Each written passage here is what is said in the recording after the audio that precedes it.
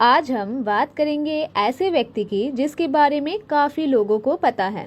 उन महान विभूति का नाम है ईश्वर चंद्र विद्यासागर। लेकिन उनके कुछ बचपन के किस्से और कहानियों के बारे में भी आपको बताएंगे, जिसे जानकर आपको आश्चर्य होगा। तो वीडियो को लास्ट तक ज़रूर देखें।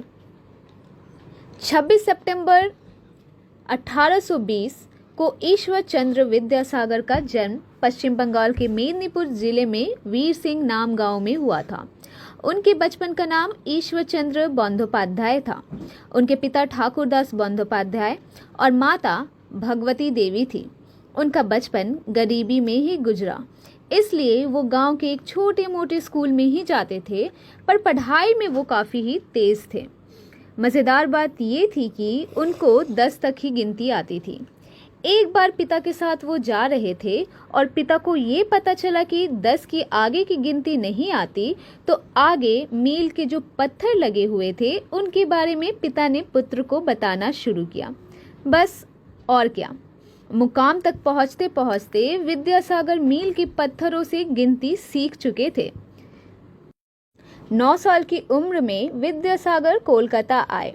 जब वो बड़े होने लगे तो उन्होंने वहाँ पर ट्यूशन लेना शुरू किया ताकि उनकी आर्थिक मदद मिल सके। बाद में चलकर ये संस्कृत के शिक्षक बने और फोर्ट विलियम कॉलेज में पढ़ाना शुरू किया। संस्कृत भाषा और दर्शन में अगाध ज्ञान होने के कारण विद्यार्थी जीवन में ही संस्कृत कॉलेज ने उन्हें विद्यासागर की उपाधि प्रदान की थी। इसके बाद से उनका नाम ईश्वर चंद्र विद्यासागर हो गया था। चलिए आपको एक कहानी सुनाती हूँ जो सुन के आपको बहुत ही अच्छा लगेगा। एक बार की बात है, ईश्वर चंद्र छोटे थे और पढ़ाई कर रहे थे। तभी बाहर से आवाज़ आया। वो जब दरवाजे पर गए तो उन्होंने एक भिखारिन को देखा। उसके हाथ काँप रहे थे। भिखारिन ने जब विद्यासागर को देखा तो कहा, बेटा मुझे कुछ दे दो। बेटा शब्द सुनते ही विद्यासागर भावुक हो उठे। वो अंदर गए और अपने माँ से बोले कि माँ, अपने सोने के कंगन मुझे दे दो। माँ ने आश्चर्यचकित होकर पूछा कि बेटा, ये सोने के कंगन आखिर में तुम क्या करोगे? उन्होंने जवाब में कहा कि वो उस भिखारिन को देंगे।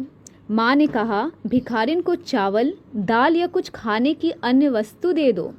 लेकिन ईश्वर चंद्र विद्यासागर अपनी जिद पर अड़े रहे और कहा कि माँ, मैं तुमको ऐसे ही 2 कंगन ला कर दूंगा जब मैं कमाने लगूंगा, लेकिन ये कंगन मुझे दे दो। अब ईश्वरचंद की माँ ने अपनी कंगन उतार दिए और ईश्वरचंद ने वो कंगन भिखारिन को दे दिया, ये सोचकर कि भिखारिन को इसकी ज़रूरत है।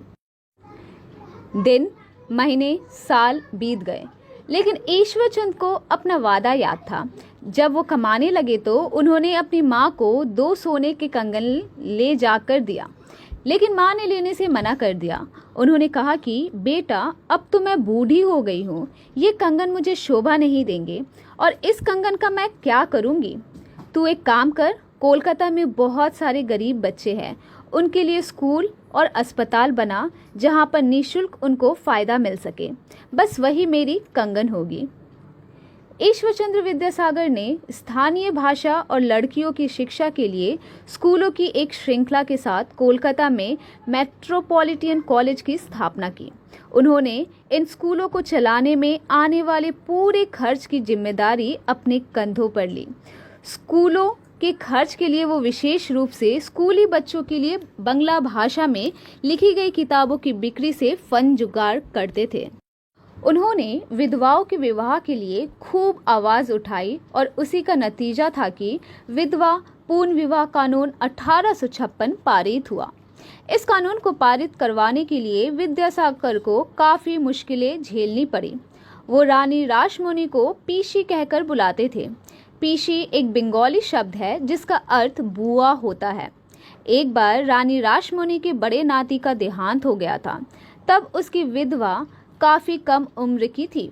ईश्वर चंद्र ने ज़बरदस्ती रानी रासमणी को समझा बुझाकर उस विधवा की शादी अपने शिष्य से करवाई। उन्होंने खुद एक विधवा से अपने बेटे की शादी करवाई थी। उन्होंने बहुपत्नी प्रथा और बाल विवाह के खिलाफ भी आवाज़ उठाई थी। उनके इन्हीं प्रयासों ने उन्हें समाज सुधारक के तौर पर पहचान दी। ना सिर्फ समाज की बुराइयों को वो निकालते गए, बल्कि बांग्ला भाषा के लेखनी में भी उन्होंने कई सुधार किए, जिसके फलस्वरूप उनको बांग्ला लेखनी का पिता कहा जाता है। हर बच्चा जब बांग्ला सीखना शुरू करता है तो उसे विद्यासागर की ही लिखी हुई वर्ण परिचय किताब से ही अ, आ, ई पढ़ाई जाती है। आपको ये भी बता दें कि विद्यासागर बहुत ही मददगार व्यक्ति थे। एक बार की बात है, वो बाजार गए हुए थे। वहाँ पर एक भिखारी ने उनसे भीख मांगा तो उन्होंने अपनी जेब से एक पैसा निकाल कर दे दिया। लेकिन उन्होंने उस भिखारी से पूछा कि तुम तो भाई इतने हट्टे कट्टे हो, फिर क्यों भीख मांगते हो, कुछ काम क्यों नहीं कर लेते? तो भिखारी ने जवाब दिया कि मेरे पास इतने पैसे नहीं है कि मैं कुछ शुरू कर पाऊँ। ये सुनकर विद्यासागर ने अपनी जेब से 1 रुपये दे दिया। उस समय का 1 रुपये सोचिए कितना ज़्यादा था, लेकिन फिर भी उन्होंने 1 रुपये उस भिखारी को दिया।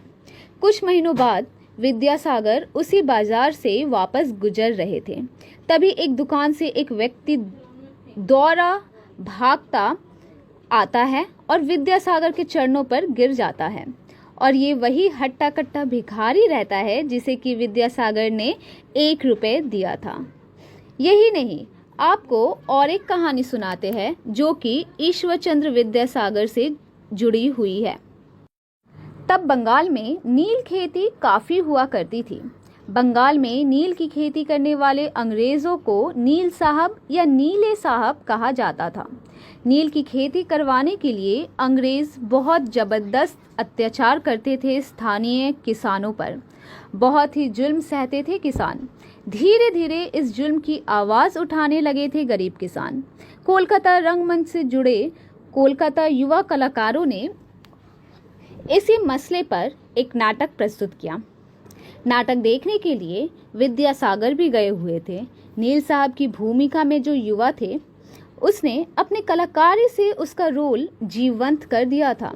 इतने इम्प्रेस हुए उनके जीवन अभिनय से विद्यासागर जी कि उन्होंने अपने पाँव से चप्पल निकाली और बरसा डाला। सभी हैरान हो गए। लेकिन वो कलाकार भागते हुए विद्यासागर की पैरों पर गिर जाता है और कहता है कि उसका जीवन आज धन्य हो गया। आपने ऐसा इनाम दिया जिससे मेरे अभिनय को सार्थक कर दिया। आपने जो मुझे चप्पल मारी है उसने ना सिर्फ मेरे अभिनय को सार्थक बनाया, बल्कि आज आपके द्वारा फेंकी गई ये चप्पल हमारी गुलामी के ऊपर भी जबरदस्त चोट है। विद्यासागर ने उस इंसान को अपने गले से लगा लिया। अपनी सहनशीलता, सादगी तथा देशभक्ति के लिए प्रसिद्ध और एक शिक्षा शास्त्री के रूप में ईश्वरचंद्र विद्यासागर का निधन 29 जुलाई 1891 को कोलकाता में हो गया था।